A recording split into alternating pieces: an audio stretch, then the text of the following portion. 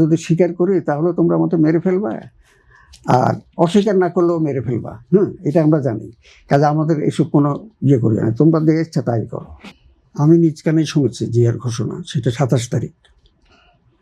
আমরা ওখানে আমাদের শহরে একটা রেস্টুরেন্ট ছিল, ওখানে আড্ডা দিতাম আমরা। দেবেন কর্মকার রেস্টুরেন্ট বলতো, মানে মালিকের নাম ছিল দেবন কর্মকার।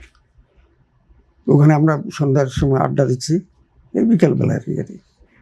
তো তখন দেখি যে উনি ওই ঘোষণাটা উনি দিলেন আর কি, এটা শুনলাম। কিন্তু অনেকে এখন বলে যে এটা 26 তারিখ, এটা 26 তারিখের না, এটা 27 তারিখ। আচ্ছা যাকে এটা উনি দিয়েছেন, এটা অবশ্যই স্বীকার করতে হবে যে ওই ঘোষণাটার পরে একটা ফিলিং এসেছে যে বাঙালি যারা সৈনিক, সশস্ত্র বাহিনীর সদস্যরাও তারা মুক্তিযুদ্ধে আছেন।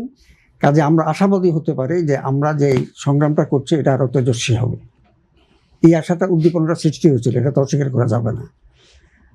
আর আরেকটা হলো এই যে শহীদ ভাই যেটা বললেন আর কি, যে ওই যে তাজউদ্দিন সাহেবের মেয়ের ইয়েটা আর কি, আমি ওইটা পড়িনি, সেটা হলো 71 সালে পাকিস্তান আর্মির এখানে যে জনসংযোগ বিভাগের যিনি প্রধান ছিলেন, তার নাম হলো সিদ্দিক সালেক। উনি মেজর ছিলেন।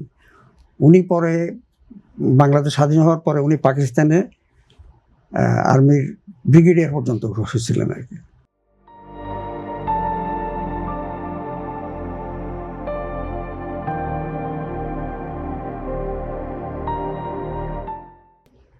তো জেনারেল জিয়া, ওই যে পাকিস্তানের প্রেসিডেন্ট জেনারেল জিয়া প্লেন ক্র্যাশে মারা গেলেন।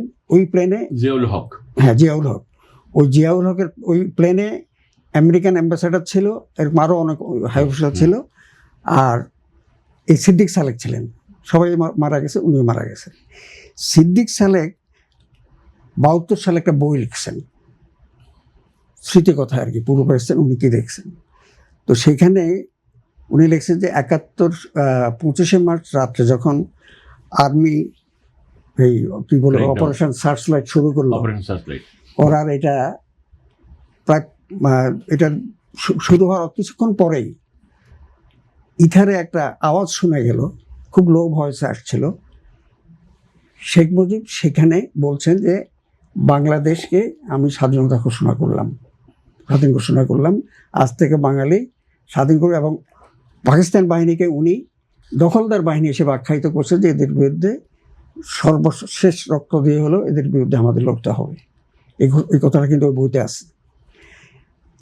এখন যখন যে তর্কটা, পণ্ডিতরা তো অনেক গবেষণা করে। এখন তো আপনি যদি কোনো কিছু মানে এটাকে যদি মানে ডকুমেন্টারি করতে চান, যে হ্যাঁ এটা ডকুমেন্টটা কি, যে উনি ঘোষণা করছিলেন কিনা, যারা আমাদের শত্রু তাদের মুখে যেটা বলা হয় এটা কিন্তু আমরা সাপোর্টিভ ডকুমেন্ট হিসেবে ইউজ করতে পারি না। কখনো কখনো শত্রুরা তো বিভ্রান্ত করবার জন্য নানা তথ্য অন্য যেগুলো বলছে সবগুলো ঠিক আছে। ওই বইতে যে কথাগুলো বলছিল অনেকগুলো আছে। যেমন উনি নাম লেখেন নাই যে আমি একজন মার্চ মাসের শেষ ইয়ের দিকে 28 কি 29 তারিখে আমার এক সম্পাদক বন্ধুর বাসায় গেছিলাম কাকরাইলে। তার মানে হলো ইয়ে আর কি, ব্যারিস্টার মনির হোসেন ওনার সঙ্গে ওই ফ্যামিলির সঙ্গে আমার খুব ভালো সম্পর্ক আর কি। হঠাৎ ওনার ওয়াইফ এসে বললো যে আপনাদের দেখলে আমার বমি আসে, আপনাকে আমি যে এন্টারটেন করবো এখন আমার এটা ইচ্ছা হচ্ছে না, আপনি যদি চলে যান খুব ভালো হয়, মানে রাখতে পারছে না আর কি। ওই বইতে এটা লেখা আছে কিন্তু, যে এরকম মানে নাম লেখে নাই, আমরা বুঝছি আর কি মনির হোসেন এটা। আর আরেকটা ঘটনা উনি লিখছেন টাঙ্গাইলে 3জন কি 2জন মুক্তিযোদ্ধাকে ধরে আনছে, ইয়াং ছেলে, মুক্তিযোদ্ধা না, ওরা হয়তো তখন তো আর ট্রেনিং হয় না, বোমাটা মারতেছে।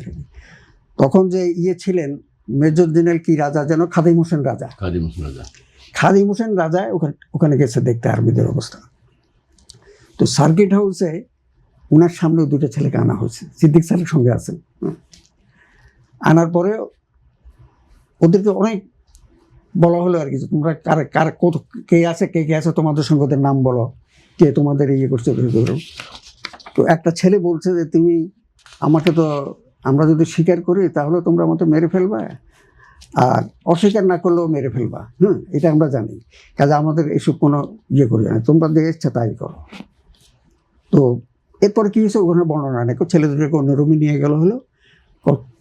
বিকেল 5টার দিকে আমরা ঢাকার দিকে রওনা দিচ্ছি, জিপের ভিতরে খাদেম হোসেন রাজা বলছে, Siddique, we can't keep this country in our hand. এই দুইটা ছেলেকে এত টর্চার করা হলো, তারপরও কিন্তু ওরা বলছে না কে তারা কার সঙ্গে আছে, কোন টিমে আছে। ওই বইটা তো এগুলো আছে।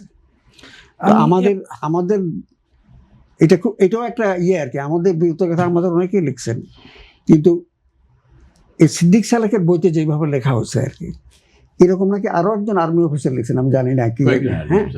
হ্যাঁ, তাদের ইয়েতে পাওয়া গেছে যে আমাদের এখানে যে ডিটারমিনেশন গুলো কিরকম ছিল। তো এগুলো যখন আমরা পড়ি আর কি, আপনি ধরেন এগুলো পড়ার সময় একটা খুব নিজের মানে আত্মার মধ্যে এক ধরনের এটার কি বলে শ্লাঘা তৈরি হয় যে হ্যাঁ আমরা এরকম তেজস্বিতা দেখাইছি, এরকম ডিটারমিনেশন দেখাইছি।